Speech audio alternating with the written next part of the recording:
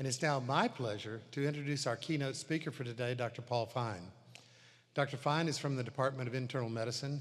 He earned his undergraduate degree at Harvard, then he saw the light, and came to Michigan for medical school and residency before joining the faculty.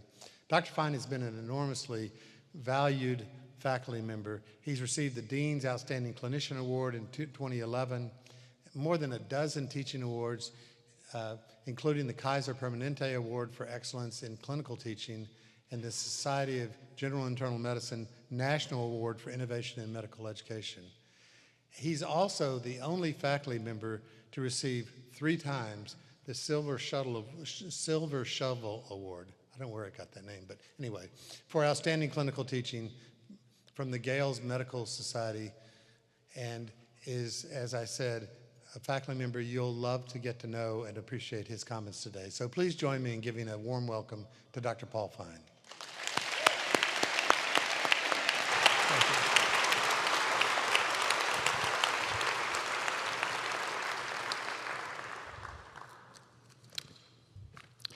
Thank you, Dr. Runge, and good afternoon, students. It is a great privilege to share this momentous day with you and your honored guests. Given my musical mediocrity, I never thought I'd get to the stage at Hill Auditorium. Now that I'm here, I hope you won't mind hearing a few thoughts from someone who has just a little more medical experience.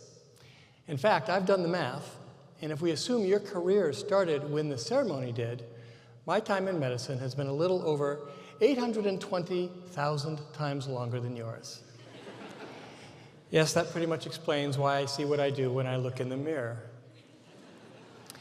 The foundation of medical training is asking and answering important questions. So let's start with the one that is most relevant today. Why is it that physicians traditionally wear white coats? Well, sadly, I don't know. But as a senior faculty member, I can't possibly admit that, so I'll just quickly change the subject and hope that you won't notice. In our profession, we hear a lot about evidence-based medicine, or EBM. It's a systematic approach in which doctors' decisions are guided by the best available evidence from clinical research. The idea is that we apply the research results when a given patient is sufficiently similar to those who participated in the studies. But EBM can't serve as the only basis for advising that patient. We need to add something just as important, what I like to call relationship-based medicine, a crucial part of our profession long before EBM was a possibility. You see, the eventual plan must be determined by doctors and patients together, and that requires a relationship through which physicians learn about their patients' values, priorities, and constraints. And I'm sure you can easily see a fundamental difference emerging.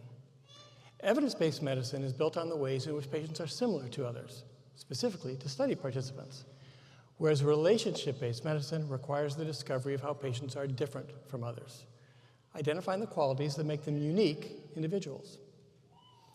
Now, why bring this up on your very first day? Because there's another important difference, one that can affect students' morale. With evidence-based medicine, you're going to find that it takes a while to become confident and capable. There's a lot to learn. This may discourage you at times, as you'll be comparing yourself to residents and faculty who are much more experienced, maybe even 820,000 times more experienced. But there's good news. With relationship-based medicine, you can excel immediately. Of course, we'll be teaching you communication techniques and some good questions to include, but those are just refinements. You have the ability, even today, before your first lecture, to relate to patients with the empathy, respect, and genuine interest that constitute the core of relationship-based medicine. And I'll tell you something else. Often it's these traits that patients appreciate the most. Obviously, they desire and deserve clinical proficiency from any physician with whom they interact. But trust me, they remember the person who takes time with them, treats them with kindness and concern, makes eye contact, and patiently explains things in terms they can understand. For the most part, they enjoy seeing the doctor or the medical student as a person with whom they can make a connection, valuing warmth and personality over sterile expertise. Importantly, these conversations need not be restricted to health issues. In fact, sometimes it's better that the medical topics be put aside for a few minutes. Patients with severe long-term conditions are forced to spend a lot of time thinking about the disease, being asked about the disease, and being advised about the disease. They might easily get the impression that other people regard them merely as a repository of the illness. Consider a woman admitted to the hospital for ongoing treatment of lung cancer. When we choose to talk with her first about almost anything but the cancer, family, hobbies, the books she's reading, it isn't wasting time on trivialities. It's actually therapeutic, an opportunity for her to be viewed and to view herself as the person she has always been. It's remarkable how often I have seen a patient's demeanor change dramatically after such seemingly off-topic discussions. Suddenly, there is greater animation with more eye contact, more smiles. The deepening of our connection in such moments is actually palpable. What about the clinicians? We benefit too. Relationship-based medicine makes what we do more enjoyable and rewarding. I am a proud idealist, but whenever that idealism is threatened by some of the more challenging aspects of the job, I focus my attention on the wonderful relationships that I have with my patients. Sure, we have diabetes to manage and aches and pains to sort out, but when I look at the patient list each day, I have the pleasure of anticipating conversations, even if brief, about vacations, children, music, football, you name it. We have inside jokes. Sometimes we have tearful goodbyes. Many patients will tell me how they're doing until they have first asked about me and my family. How special is that? We clinicians also get a less obvious benefit, one that is sometimes elusive, assurance that we really are making a difference.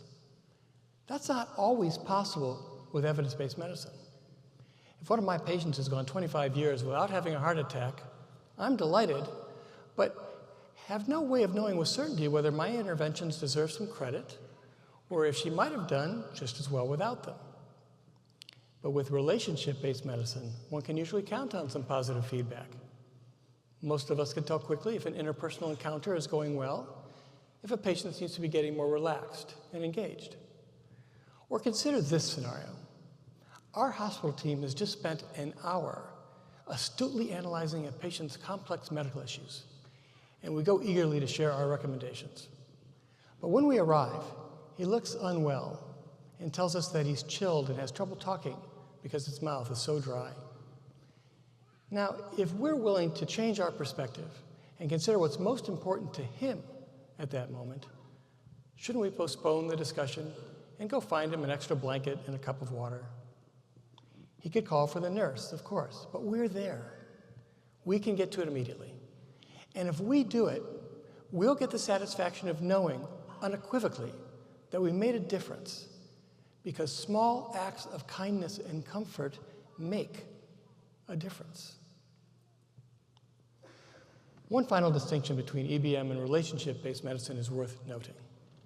Evidence-based care must change naturally as the evidence changes. But there's a pleasing security in knowing that the New England Journal of Medicine is never going to publish a randomized trial that proves we have been wrong all of these years about what we consider the optimal way to relate to our patients. Once you get it right, it stays right. Now, let's be realistic. Optimal relationship-based medicine takes time, which is often in short supply. But it's important to try. You see, emphasizing the relationship helps us remember that doctors have one of the few jobs for which an average day can be a once-in-a-lifetime experience for the other person. Consider first the cast of a hit Broadway musical you're about to see. They recite the same lines and perform the same songs several times every week, so for them, it's just another day at work. But they still need to make that night's performance transcendent and unforgettable for you, even though it's likely that they won't remember any of it.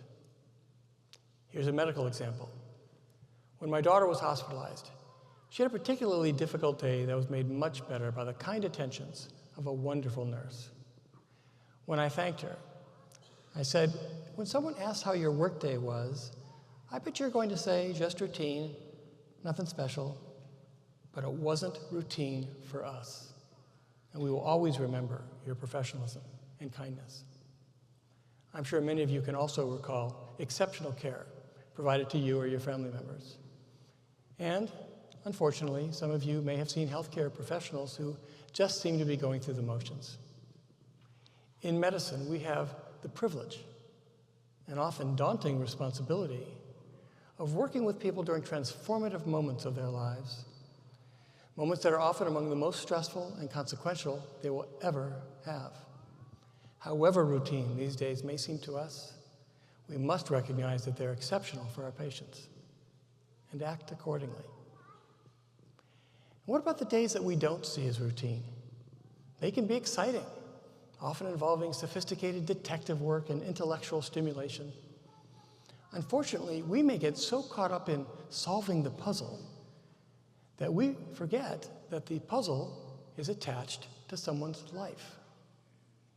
Here too, relationship-based medicine helps by reminding us that patients are people, not just aggregations of data that we get to analyze. But we also need to remember that doctors, like patients, are people, first and foremost, and that's okay. In fact, sometimes that's all a patient really needs.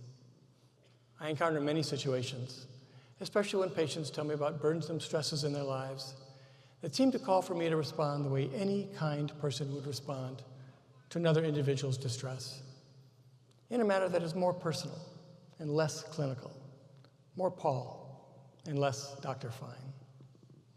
Compassionate medical care is fundamentally about one person's caring response to another. We don't even need medical training or the white coat to accomplish that. In my view, our white coats, however we came to wear them, represent just the right blend of evidence-based and relationship-based medicine, even though the tag on the back of mine insists that it's 80% polyester and 20% cotton. I've even come to appreciate a symbolic meaning in the white fabric. You see, we live in an era of disease advocacy, with many conditions now represented by ribbons of a certain color, each designed to heighten public awareness and to foster a supportive community for those affected. Red for heart disease, purple for pancreatic cancer, etc. One site I found listed 502 different examples. Might someone feel overlooked because there's no way for us to acquire and display all 502? But I look at it like this. White light refracts into all of these colors. We can think of the unadorned whiteness of a coat as having within it the entire spectrum of ribbon colors, a rainbow of compassion for those with any health concern. For now, most days, you'll set the coat aside. You'll learn the science. You'll study the evidence that underlies evidence-based medicine. It's all tremendously important and interesting. But the coat will be there waiting, ready to go, urging you to offer your future patients some implicit promises. I'll take time to know you and make it my plan to listen with kindness and do what I can. I'm still just a person, but one who will try, one who can smile, and one who can cry. I can't promise a cure, but I promise to care. When you're looking back, you will know I was there. All this sounds pretty idealistic, I know. But this is a day for idealism. In fact, this is a profession for idealism, and we need it now more than ever. Medical students often come in full of such notions, only to have them eroded somewhat by the demands and the culture of clinical medicine. Let me encourage you to fight against that tendency. Imbue your sense of purpose with some elasticity so that it won't be displaced too long by the stress that this work inevitably produces. Idealism isn't naivete or a denial that these professional stresses exist. On the contrary, I have found that it helps me on the hard days to remember why I chose a career in medicine and what I hope to accomplish when I began my medical training 39 years ago. In other words, I may not know why doctors first started wearing white coats, but I do know why I wear one. I very much hope that you find as much meaning in yours.